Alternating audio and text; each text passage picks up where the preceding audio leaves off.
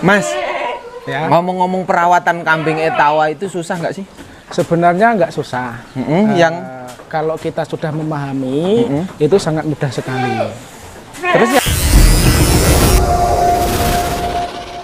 terus yang bikin susah apa kalau nggak mudah memahami? Kalau yang bikin susah itu saya rasa nggak ada loh. Hah? Nggak ada yang susah.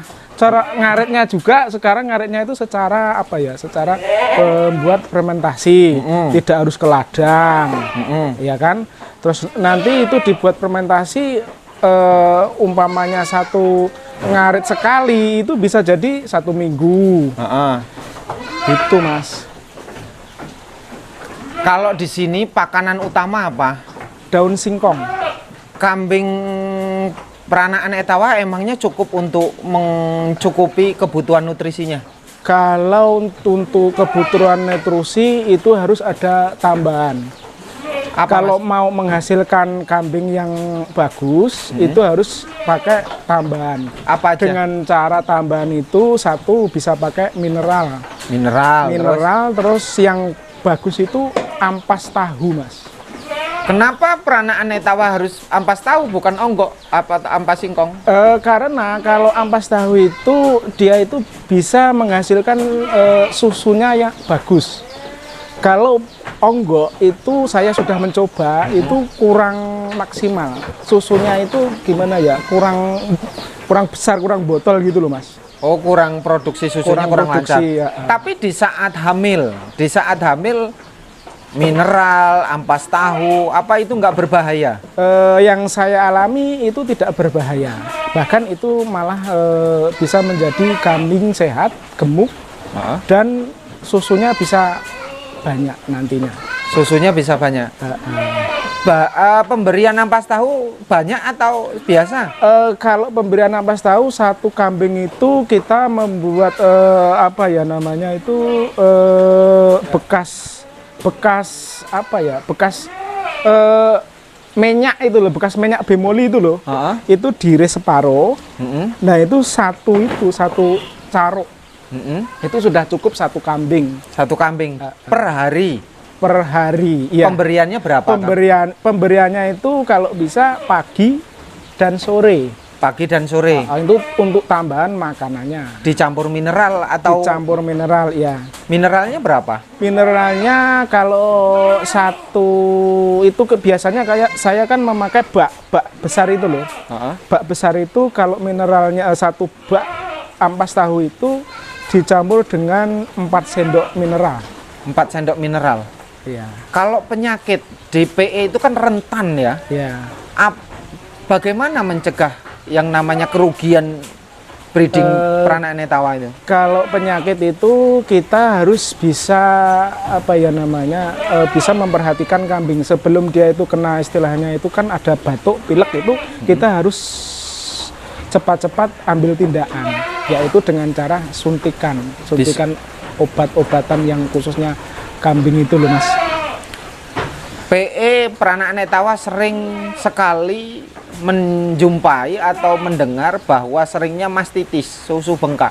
Nah, itu gini, Mas. Kalau mastitis itu biasanya kendalanya dengan si pemelihara itu memerahnya itu tidak apa ya, tidak pas gitu loh, Mas. Jadi itu bisa menimbulkan mastitis. Kalau breeding itu susu itu tidak saya perah, tapi saya minumkan untuk anakan indukan lainnya, gitu, Mas. Dengan cara? Dengan cara yaitu tadi diberi susu yang ke sapian itu tadi. Oh, jadi anakan cempe suruh minum susu itu? Betul. Suruh ngempeng minum sendiri, bisa bukan diperah? Bukan, karena kalau diperah itu pengalaman saya sudah saya coba bisa kena mastitis. Karena ya itu tadi merahnya itu asal-asalan. Jadi bisa kena mastitis nantinya.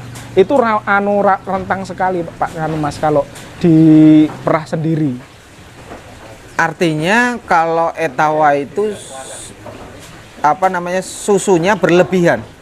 Ya, kalau baru lahir itu Etawa itu susunya luar biasa, Pak. Nah, kalau habis lahir itu biasanya kalau yang nggak punya anakan indukan itu kan diperah. Lah diperah itu nantinya bisa menimbulkan mastitis. Caranya biar supayanya tidak terkena mastitis, Nah itu tapi kita perah. ya betul. Kalau itu dengan cara perahnya kita itu sudah benar-benar bisa, itu ya insya Allah bisa. Tapi, Caranya caranya itu gimana ya cara megangnya itu? Gini loh mas. putingnya coba putingnya kayak. Putingnya itu dengan cara 4 jari ini loh mas. Nah nanti yang main itu jarinya ini loh, jari. Putingnya itu, dimasukkan di tengah mana? umpamanya ini gimana ya contohnya? Coba andaikan gini tangan mamas satunya. Umpamanya ini putingnya. Nah kita megangnya harus begini. Nah begini nih yang main ini antara driji 1, 2, 3 itu harus pas dengan apa ya, tekanan itu harus pas. Harus pas betul. Kalau nanti kalau tidak pas ya itu biasanya apa ya istilahnya itu kena urat apa gimana ya, itu bisa menimbulkan mastitis gitu. Kuku bagaimana? Jari-jari ini mas, jari di antara 4 jari. Bukan kuku ya? Bukan kuku tapi ini tekanan antara jari-jari ini loh. Ini harus betul-betul pas dan apa ya istilahnya itu benar-benar gimana ya, benar-benar pas lah. Yang mencetnya itu loh, mencetnya itu benar-benar pas. Kan biasanya kalau bisa mastitis itu kalau merahnya itu asal-asalan, yang penting bisa keluar aja susunya. Nah itu yang bahaya. Nah kalau sudah kena mastitis itu sangat-sangat bahaya dan itu sulit untuk diobati. Bisa ketataran, kalau itu sampai 5 hari tidak sembuh itu mesti mati mas. Pasti mati? Mati. Kalau 5 hari penanganannya lebih dari 5 hari sudah lewat. Karena mastitis itu sangat-sangat sulit untuk penanganannya. Untuk diobati sulit. Lainnya mas, Gimana? kalau seumpamanya breeding kambing khususnya Etawa sudah banyak melimpah, mau dijual kemana? Nah itu yang saya jadi pengalaman ini mas. Awalnya saya ini sangat-sangat kebingungan gimana nanti caranya menjual. Saya berpikir mas, dan saya mencoba. Setelah saya coba ternyata untuk penjualannya itu tidaklah sulit. Saya mempunyai anakan, induk anakan itu yang cari itu ternyata banyak. Lah yang cari itu malah orang-orang jauh mas, yang cari anakan itu, karena yang dijualkan anakannya lah. Nah dengan pengalaman itu saya rasakan saya itu sangat-sangat apa ya, sangat-sangat menguntungkan sekali dengan saya memelihara kambing PE itu. Yang saya takutkan dulunya itu takut kemana kita jual, ternyata di situ itu tidaklah sulit. Kalau kita punya induan, apalagi kalau anakan, apalagi kalau anakan itu anakan yang bagus, walah itu udah kita istilahnya kita posting, kita unggahkan di Facebook itu udahan, nanti udah datang sendiri orang itu, orang yang mau cari maksudnya. Marketingnya sendiri berarti ya, mas ya? Emang nggak ada marketing kelompok sih? Sebenarnya ada, karena kan kita itu apa ya istilahnya itu cuman main-main lah, siapa tahu ada yang nyangkut kan gitu kan. Nah ternyata ya ada juga. Kalau di kelompok itu sebenarnya ada, kita tinggal bawa aja ke kelompok itu ya nanti dianu dengan nilainya itu ya sangat memuaskan lah. Umpamanya ini anakan yang nggak bagus itu ya nilai 2.000, 2.500 itu. Yang jelas kalau sama kambing Rambon itu ya sangat-sangat apa ya, sangat-sangat menguntungkan PE kalau menurut saya gitu. Kalau Jawa Randu itu kan cenderung mudah pemasaran, dimanapun jual bisa, kapanpun bisa. Benar. Etawa, peranak Etawa kan nggak bisa mas. Ya betul. Kalau peranak Etawa itu apa ya, itu cuman apa ya istilahnya peminatnya itu emang tidak banyak, terbatas. Tidak banyak, terbatas, beda sama yang dimaksud Jawa apa yang dimaksud kambing Jawa lah, kambing Jawa itu kalau kita ngundang Blante, undang payu. Tapi kalau itu ya kita harus sabar untuk menjual peranakan etawa. Tidak langsung istilahnya itu kita kepepet langsung kita jual, itu nggak bisa. Jadi itu harus sabar. Ya, kalau lakunya itu tetap laku. Yang saya alami gitu. Itu termasuk kesulitan bukan sih Mas, penulisan pemasaran? Kalau menurut saya itu tidak kesulitan.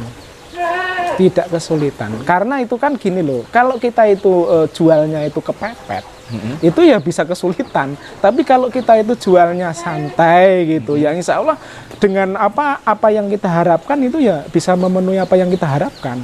Kalau tanggung jawab kelompok apa aja Mas? Kalau tanggung jawab kelompok itu di masalah kambing PE itu ya apa ya, memang ada pengobatan, ada pokoknya obat-obatan itu lengkap lah.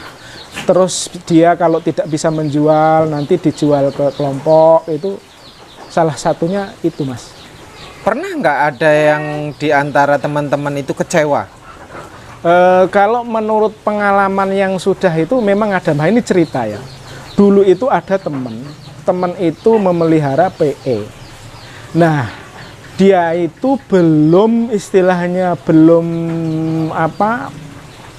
beranak, itu udah dijual. Jadi zaman dulu waktu saya belum ngingu lah, itu kambing harga 3 juta dia jual 18 itu. Karena itu di anunya apa ya, salah memeliharanya juga kurang maksimal. Jadi dulu belinya gemuk, terus dia apa ya namanya, dia pelihara itu malah kuru gitu loh Mas. Makanya ya kalau PE ini benar-benar harus apa ya, butuh ketelatenan. Tadi ngomong kurus dan gemuk ya. PE itu kan kadang-kadang, bukan kadang ya, umumnya ngomong ini ganteng, ini cantik, rewosnya bagus, cadilnya ada, telinganya jadi, ini enggak apa namanya, telinganya enggak naik itu, bonggol. Bonggol itu. Nah, kalau patokannya kurus gemuk gimana?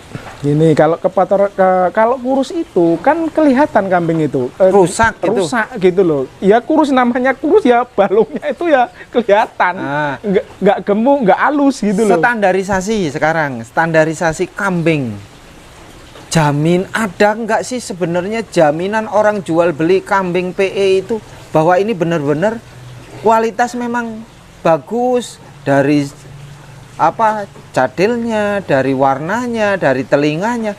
Ini kan kadang-kadang orang di tingkatan bawah atau semua lah, nggak di tingkatan seumuran ini. Ini bagus, minta 6 juta, belum tentu itu. Nah, jaminan kualitas itu bagus 6 juta, 12 juta. Ini dari mana? Kalau menurut saya jaminan itu kan kambing kan kalau yang sudah emang dia itu benar-benar memahami, itu akan kelihatan bagus. Dan jaminannya itu ya nanti gimana ya, nantinya kalau itu betina nantinya anak-anaknya, kalau nantinya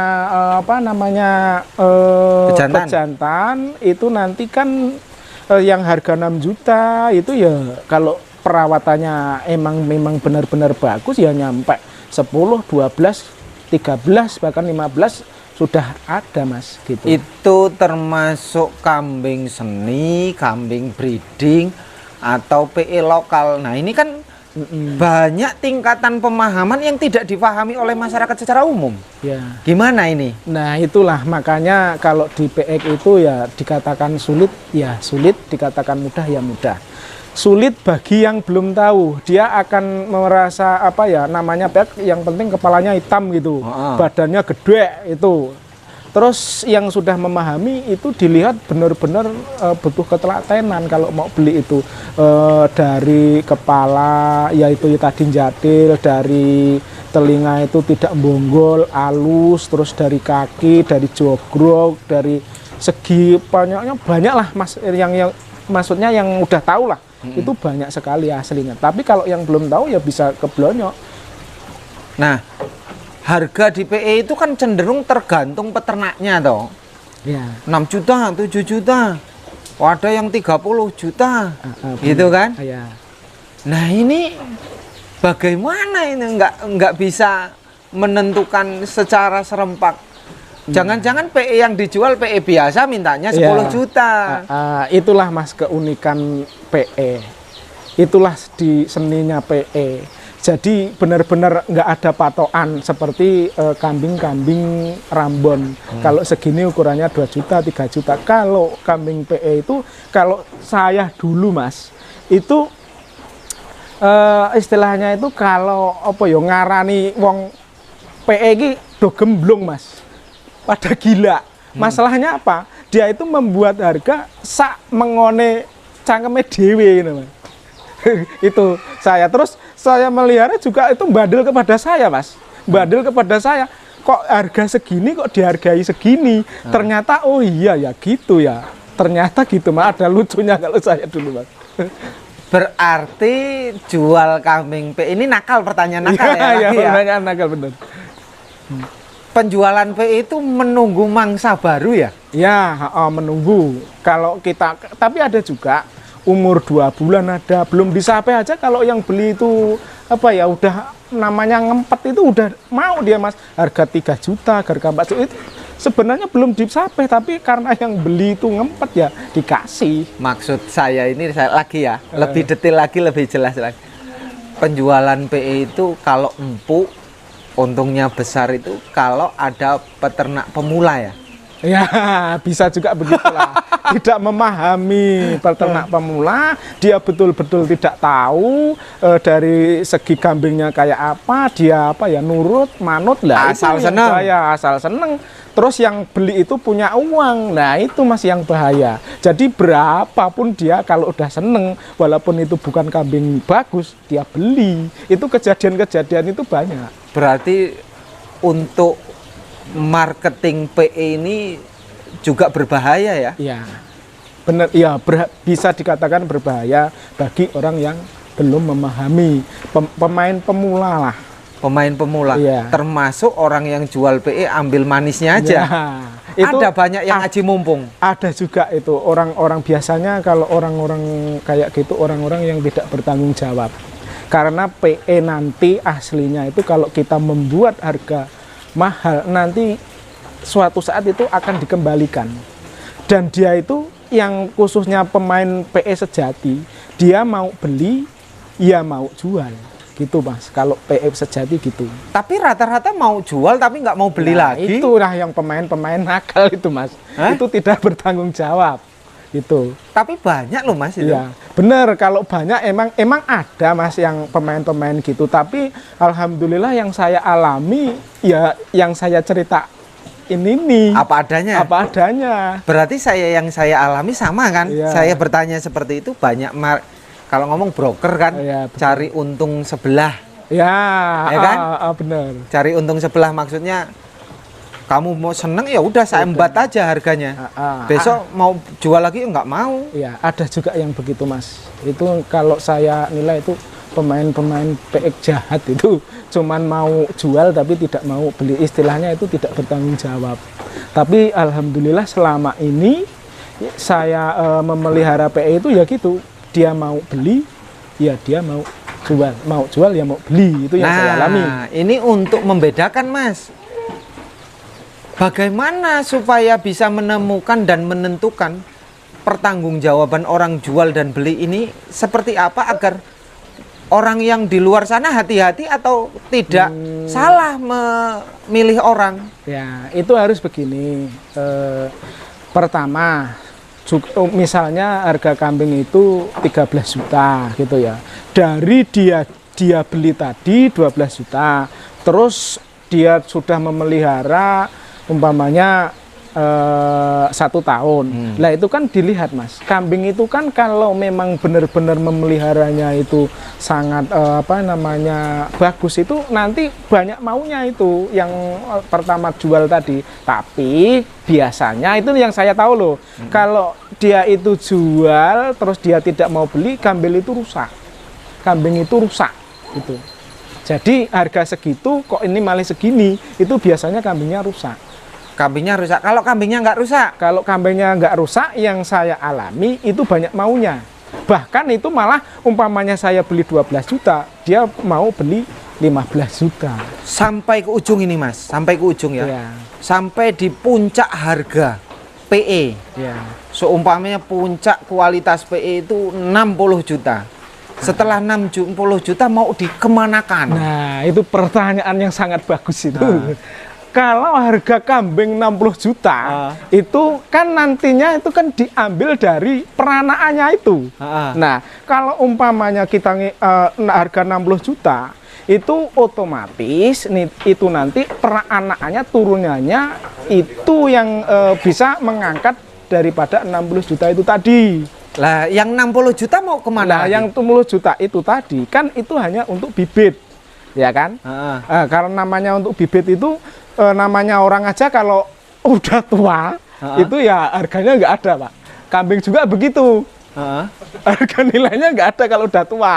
Kalau gitu loh. belum tua, Nah, saya 60 juta beli nih, tapi setengah tahun nggak ada yang lebih dari 60 juta. Nah, itu kesalahannya si pembeli. Nah, karena itu kan untuk branding toh, untuk diambil anaknya. Nah, sebenarnya itu jangan dijual dulu kalau belum pulih anaknya itu menyampai lebih dari 60 juta. Oh, berarti harga 60 juta itu tidak jaminan untuk naik lagi. Iya. Artinya hanya mengambil keturunan. Iya, keturunannya betul. Iya. Kalau menurut saya gitu. Tapi kalau suruh jual lagi lebih dari 60 juta itu mustahil dan susah. Itu sebenarnya bukan mustahil kalau namanya orang ya. Kalau namanya orang itu dia suka, delalahe, ada orang yang suka ya dibayar. Kalau enggak ya enggak. Itu ya jawaban yang gimana ya kalau nunggu gitu. Orang mimpi. Nah, nunggu orang. Gitu. Ya inilah muara indahnya di ternak ya Mas ya. Ini sebagai untuk edukasi lah, saya ini menayangkan ini, meliput ini untuk edukasi pemula-pemula agar supaya hati-hati, cermat, tepat memilih teman, memilih kelompok dan memilih kambing. Ya kan Mas ya? Iya benar, pas itu Mas. Terima kasih Mas ya. Iya, makasih.